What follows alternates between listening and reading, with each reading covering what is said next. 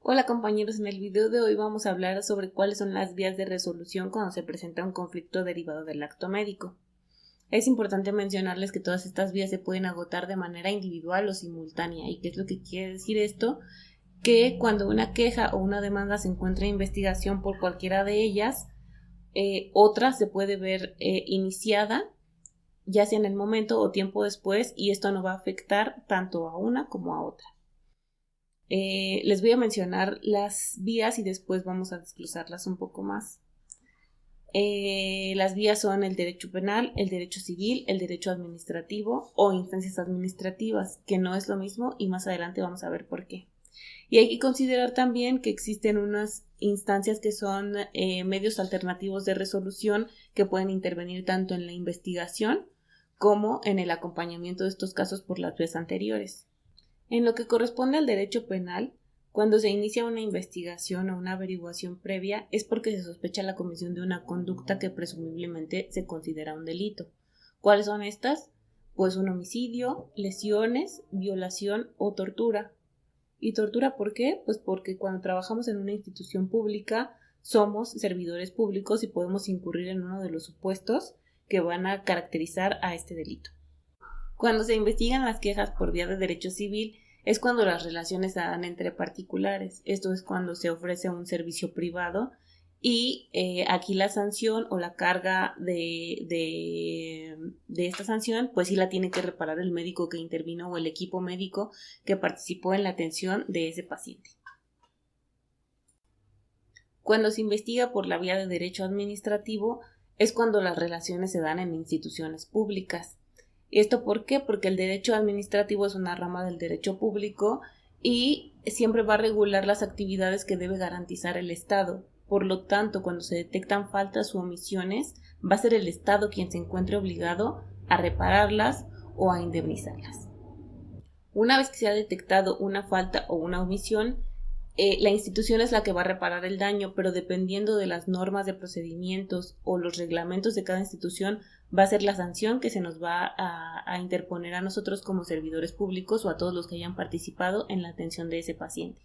De manera independiente a lo que se considera el derecho administrativo o la vía legal administrativo se encuentran las instancias administrativas. Estas son instancias internas que van a depender de la institución y del carácter de la contratación que tenga el servidor público para emitir sus sanciones o sus recomendaciones. Estas las van a gestionar directamente el órgano interno de control, pero aquí tenemos una desventaja importante, que es que el personal que interviene en esta gestión de casos, pues se desconoce, no está claramente identificado si es un personal médico, un personal administrativo o un personal, por ejemplo, del área jurídica. Otra instancia que puede intervenir tanto en la investigación como en el acompañamiento de otras investigaciones son las comisiones de derechos humanos, tanto a nivel nacional como a nivel local.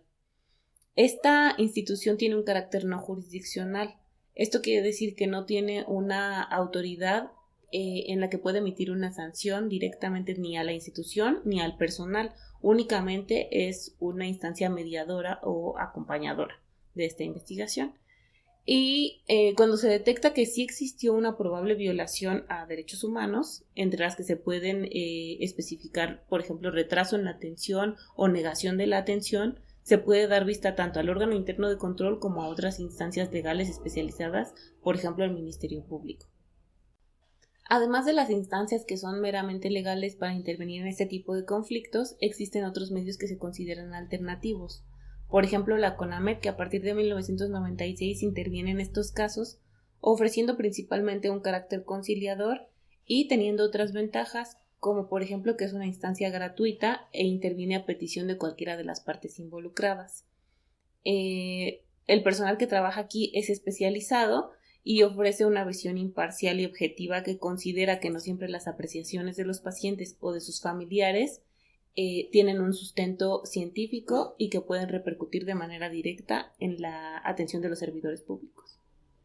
Finalmente podemos concluir que a pesar de que todas estas vías suenan muy abrumadoras y que pueden desencadenar mucho estrés en el personal involucrado, Siempre debemos de considerar que únicamente hace falta la mala percepción del paciente o de sus familiares para iniciar este tipo de investigaciones, lo cual no quiere decir que se vaya a comprobar de manera fehaciente una mala práctica que pudiera catalogarse como negligencia, impericia, imprudencia o incluso una violación a derechos humanos, pero siempre van a investigarse, así que lo que más nos conviene como personal tanto de una institución pública o de una institución privada es colaborar para que la investigación se realice lo más rápidamente y lo más apegada a derecho que pueda tener un final satisfactorio para todos.